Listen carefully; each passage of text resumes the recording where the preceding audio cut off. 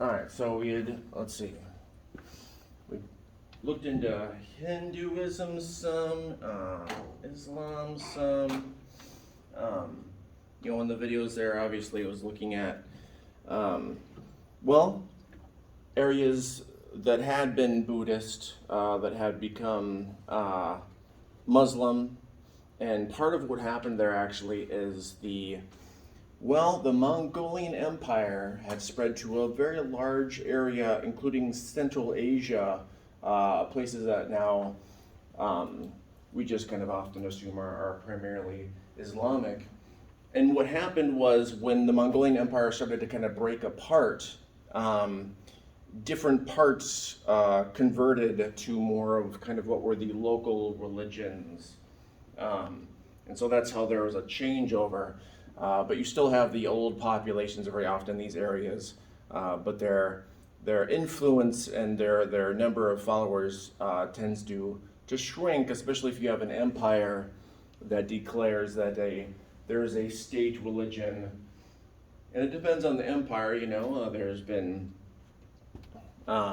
sometimes, the most famous case in Spain, the Reconquest, and things like the Inquisition. If people didn't convert, they might be killed. This led to a lot of people converting. And then in the examples in Spain, people would be accused of being false converts because they would still kind of do things that were cultural norms for the previous, whether it was Islamic or very often Jewish in Spain. And it's only actually pretty recently that people have started kind of retracing their roots in old Islamic temples and synagogues have been kind of fixed up and whatnot. A number of them that had been converted to Christian uses are being kind of converted back. Sticking on the topic of Jewish populations, because it's not a universalizing religion. Usually when we talk about the movement of it, we're talking about the movement of the actual people, right? Rather than missionaries or groups that are converted over. So the history of the Jewish population, I'm sure a lot of you know some of the basics. A lot of the population were forced out of the homeland that they were from, the Middle East. There was a diaspora. We've talked about diasporas of different cultures before. Very often the textbook example books we use when they talk about a diaspora are Jewish populations. So in Europe, there was a lot of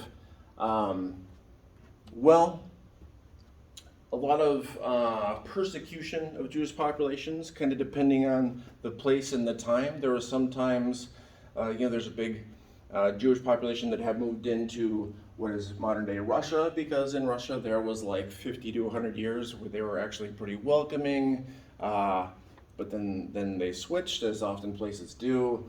It wasn't until really the end of the Second World War that we had a large amount of Jewish population moving back to what is today Israel.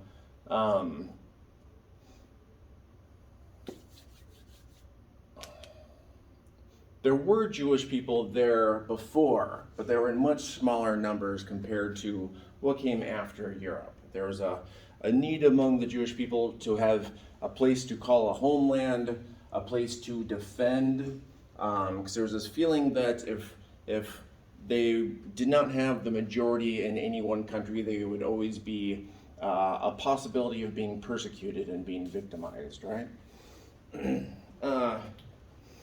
When the Jewish populations came into Israel, it was a complicated situation because that region, under colonialism, Great Britain technically owned the land, right? And so when the land was sold off to Jewish populations, there were populations, Palestinians, who had already lived there for generations. And so as the Jewish populations came in, and those other populations were forced out, that caused a lot of kind of chaos on the bordering areas that all of a sudden had, like Jordan had something like 2 million people all of a sudden walk into their country who were pushed out of Israel. There were a number of wars that happened through time. Many of these wars were extremely quick, and the Jewish populations had far more resources than the neighboring countries. And so here's a little example of a big area that was taken by Israel of Egypt. And then later on there was the famous land for peace deals that happened where Israel agreed to give land back to a number of countries that had taken in these wars if they agreed to respect the international boundaries of the country. There is still movement of populations and people. There's still settlement in areas that are predominantly not Jewish. It goes on today. Let's see, I'm not going to talk about all these different wars. What I will say is today, again, we still have populations moving and populations that are pushed out. Land for peace deal. Modern day Israel is a big mixture of people and cultures. There's a good map from this chapter looking at just north of this area, Lebanon, and about how when we look at a map of world religions, it makes it all seem like it's pretty clear cut, but there's actually much more diversity and much more different types of people who are living with each other than the simple maps can kind of show. This is another map from the book just showing how belief systems impact something like the consumption of different types of food, like pork, for example. It overlaps in areas that you would probably could have guessed. I'm actually not sure why there's less pork consumption in Latin America.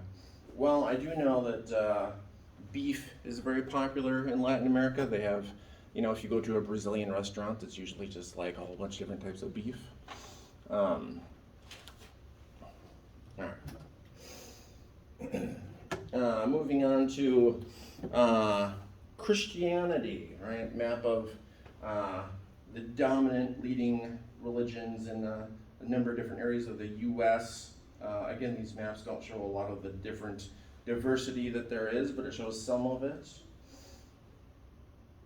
A number of the different core regions of the major religions of today.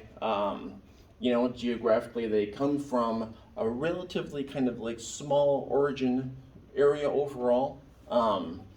Although it's no coincidence that these are areas also that were centers of early civilizations and early agricultural revolution, which is actually the next chapter we're going to go into. I think it actually would have been better if the chapter orders were reversed, but oh well.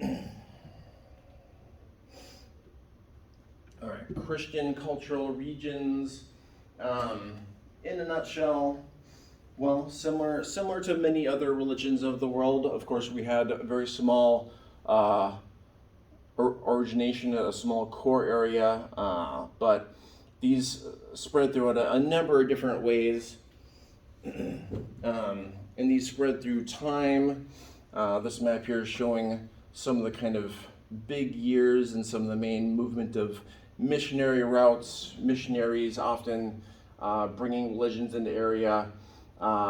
Very often when one of these countries would basically declare a national religion, that is when you had a big changeover through time. Another map, this was not from the book, this is from a different book, but it shows a better example of kind of the origin point of Christianity, right, and how the very first kind of movements into Europe, and then from Europe to everywhere else through colonization, right? That was part of, in a number of the different countries that were colonizing, It was a big part of their kind of propaganda toward colonization, was that they had the correct religion and that they were benefiting the places by forcing them to convert. It depended on the place. There's a big part in the book about a changeover in Latin America right now from the Catholic Church to more Protestant and other religions. This is a picture from the text talking about, well, obviously, comparing Haitian voodoo snake parallel to St. Patrick. People know much about St. Patrick? What's St. Patrick do? Love the snakes. Yeah. Yeah. Do we know what that metaphorically means? Drove Satan out. What's that? Drove Satan out. Yeah. Well, snakes were very connected to the older pagan religions, of which there are many different ones, right? And Voodoo being, well, one of them that doesn't have its origination in Ireland or anything. But this was metaphorical. This was metaphorical for the huge range of previous religions that had been not just in Europe but all over the place, right? Very often these are animists, so they're connected to specific animals or things in nature. But yeah, it's supposed to be it's metaphorical. Or I showed this map. One of the kind of big stories when it comes to religion these days is the decline of religion in lots of different places, not just in the U.S., but Europe as well, and again, specifically, very often, Roman Catholic decline, for a number of different reasons. There's been a lot of scandals, obviously, with the Roman Catholic Church, and this has decreased its popularity quite a bit. Religions tend to not kind of change with the times. That's kind of like one of their big things of not changing with the times. And, well, Roman Catholic Church has changed less than other religions that have more flexibility. That's part of the reason why when we look at Latin America and they're changing over to either non-religious or Protestant religions. In Europe also, not only do you have people who are going to church less or losing their faith, but they're actually having trouble getting people to become part of the church, to run church services, especially with the various abuse scandals that have happened.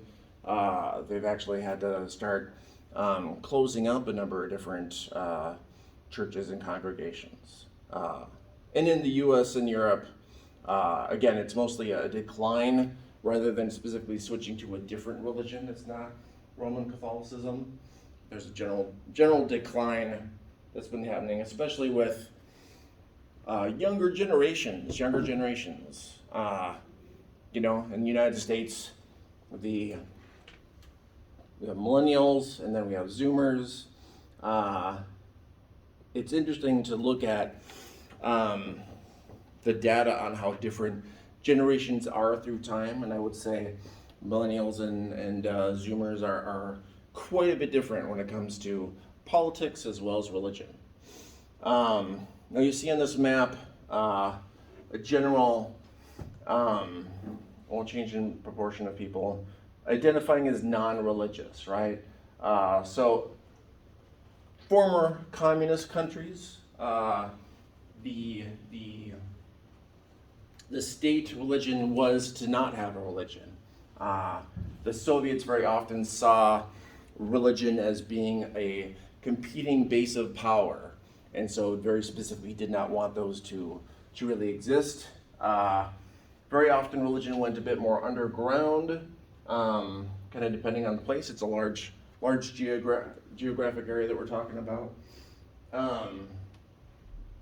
Since I have this big old map up here, So this is Mongolia, and the Mongolian Empire used to be vast and stretched out like way, way, way out. And so when they did, similar to all other empires, they brought their own people, their own beliefs out to all these different places and attempted to build buildings and temples and things. But as I said, when that empire fell, the Mughal Empire that we were looking at when we were looking at the Taj Mahal in India, the reason Mughal and Mongol Empire, why they have a similar name, is it is an offshoot, one of the, I forget who's son of who, but one of the people who was the ancestor of Genghis Khan was the founder of the Mughal Empire. But in a nutshell, that huge empire broke off into a number of different local, what were called khanates, different people who were different khans in these different areas.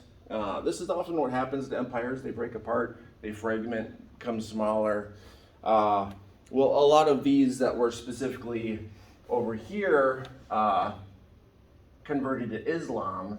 So, you see China here. If you ever see stories about in China the persecution of people of Islamic heritage, that's people over in this area that were part of these ancient empires.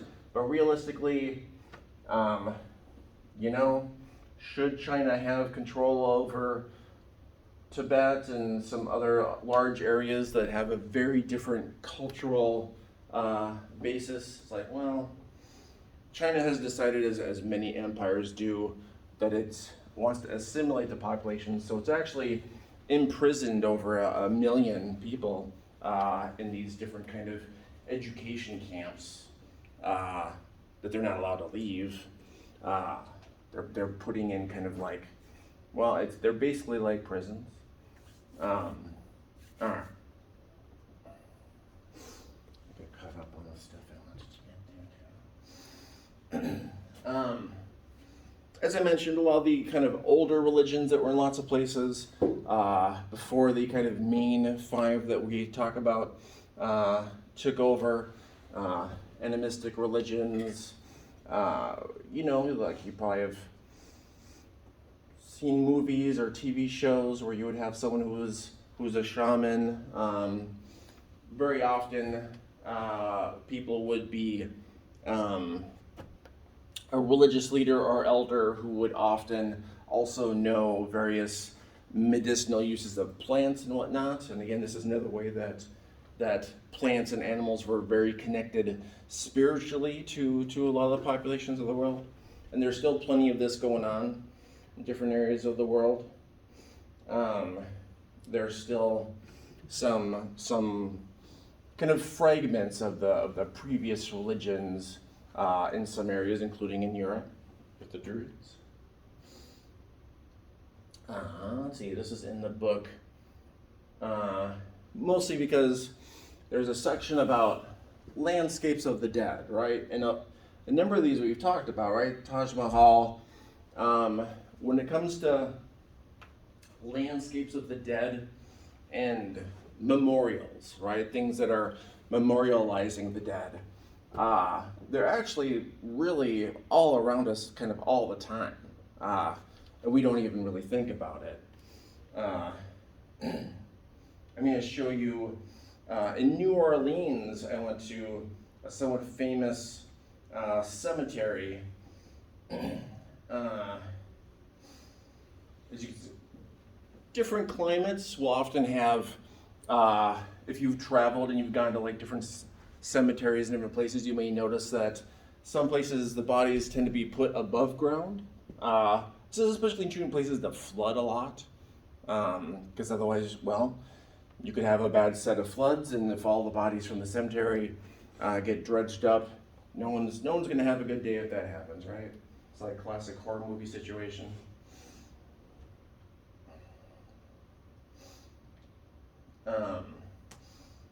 So speaking of Voodoo, which was up a little earlier, again, this is in New Orleans, and there's actually a grave of kind of one of the more famous adherents of Voodoo. Very, very popular to leave things, kind of offerings and gifts, although she's been dead for, I think, over 100 years.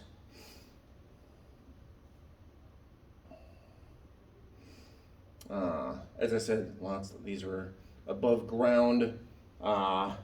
This cemetery kind of makes news sometimes when, Nick Cage has bought his cemetery plot in this cemetery in New Orleans. He's not dead yet, obviously, but this is it, and where he plans on having himself be eventually. As I mentioned, there were offerings that are left to a number of different. There was actually a couple different Voodoo priests and priestesses. If you're at a cemetery and you see something that's like wood or whatnot, sometimes that means that's where a pet was buried.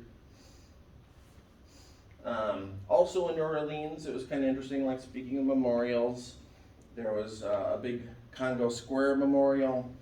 Congo Square being a place that, it became famous because a number of Africans who had escaped their slave masters would be able to dress up in Native American regalia, and during this big festival, they would dance right in front of their former owners who would not be able to recognize them. But it was a way to kind of like prove your power that you had escaped, right? And so this was actually a big memorial walking path. Like I said, there's kind of memorials all over the place, right? When you see places that are named after someone who has died, right? This is actually a memorial in a similar area to the desegregationist era, one of the first schools to be desegregated. Now a permanent enclosure. As I mentioned, this was New Orleans. There were memorials to Hurricane Katrina,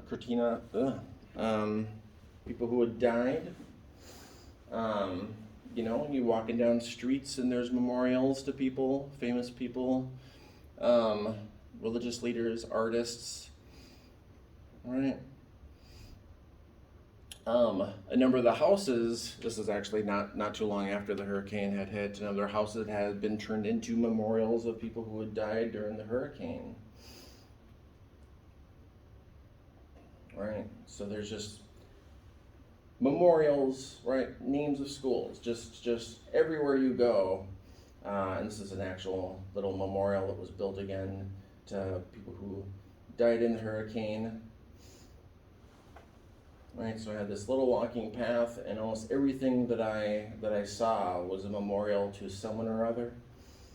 This was in a museum and a memorial to previous beauty pageants. And then this was an actual, it's too dark to tell, I guess. This is a funeral procession, right? A funeral procession. I felt in a way like death was everywhere on this trip. Okay. Let's see. Oh, I showed this one already. All right. A little bit more East Asian religions. Confucianism is another religion that was spread quite a bit. If you want your religion to be widely spread, if you can convince an empire to adopt it, that is a really good way. And Confucius, in his teachings, he taught that the empire is similar to the family. And he taught this in a very paternalistic way, but in a way that was perfect for the emperor to decide that this was a religious document that he should have everyone read. The empire, like the example of the family, had a father who was wise and was looking after their children, who were the citizens of the empire. And it was basically a tale of how citizens of the empire should do what their empire wants, because their emperor is doing it to benefit them and knows more about the ways of the world, and so they should trust the emperor, right? So these were very, very specific stories of not just a society and an empire and how culturally and economically it was structured, but also how family was structured. And that's one of the kind of interesting things.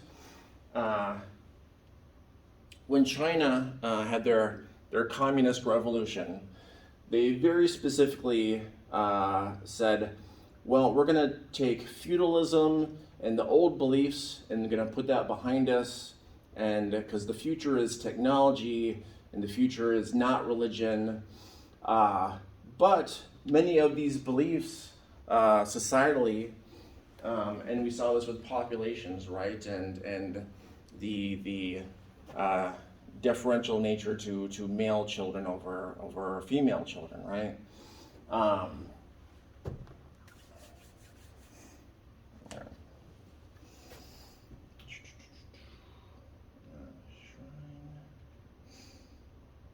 Like I said, these got jumped out of order, so I'm just trying to. Well, I showed you some pilgrimages before. Pilgrimages are, well, I think you guys have heard the term before. Kind of depends on the place and the where, but usually people attempt to go pilgrimages to the core region that their religion is from, or sacred sites that are created, right? So you have lots of different places. Let's see, I showed you these ones. Those are where I've been. Have not been to most of the others. To change my travel itinerary. As you can see, there's religious segregation, and not just procedural, not just people self-segregating, but legal definitions of where people of certain religions can and can't go in different countries. Globalization, people have really wondered how much this would change the geography of religion.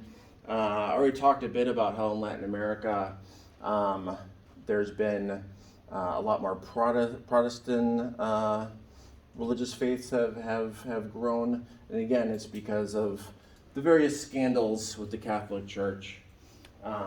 Can't get people as much to go to the Catholic Church, but also you can't get people to work in the church, people who would bring in converts or encourage people to partake in the religion itself, right? Religion and the internet. The internet, it's a way for a number of different, similar to languages. Some religions that are dying out have found new life on the internet, new connections for people. It really depends on the religion, because of course, your ethnic religions that are for one ethnicity, those obviously can't, the internet doesn't help them spread that much because it doesn't increase the number of people of that ethnicity. But other more universalizing religions have spread quite a bit. We also talked about this already as well. Some practices that people don't even see as religious have their religious origin and basis, right? Things like yoga. I would say that a lot of Buddhism have actually come into people's lives through the act of meditation and different practices that in their way have been kind of disconnected from their supernatural elements, but are still almost exactly what had been done in religious practice historically. I already showed this one too. Sorry, like I said, I got my slides a little mixed up today. Nature, culture, As I mentioned, these older religions very often connected to different things in nature, and the way different religions view nature, as you can imagine, have affected the way, well, our cultural landscape and how people interact with nature, right? The examples I showed you on the Ganges, right? That there's the water of the Ganges. You know, maybe you would think that if they're considered sacred, they would make extra efforts to not have environmental pollutants. But there's more of a mindset that you can't pollute it because of its spiritual and kind of supernatural connections, right? There are some belief systems that have moved more into the focus on, let's say, pro-environmental stances. But there's plenty of it happened, right? The book goes into specific examples, specifically about Christianity. Let's see, these are all out of order.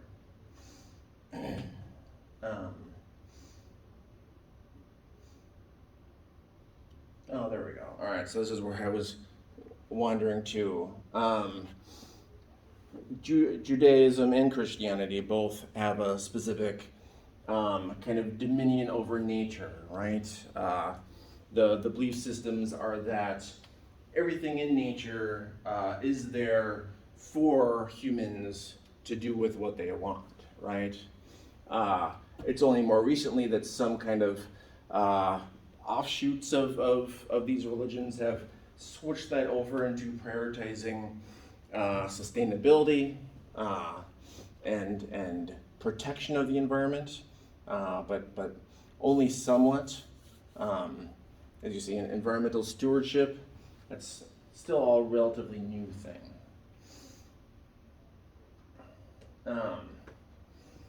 And I talked about, well, the funeral fires, right, and the amount of wood that is used, right, in areas that have already been deforested.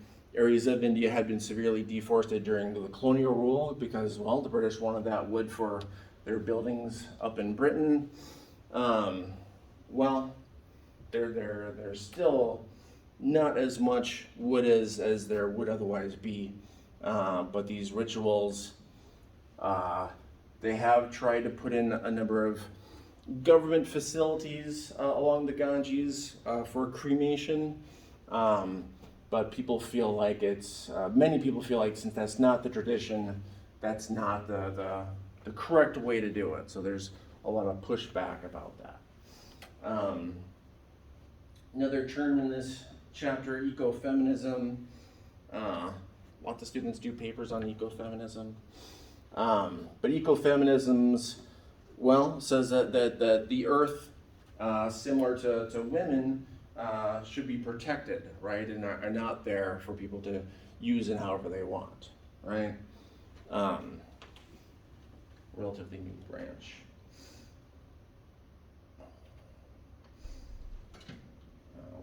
Again, showing you how much wood is used up and gathered.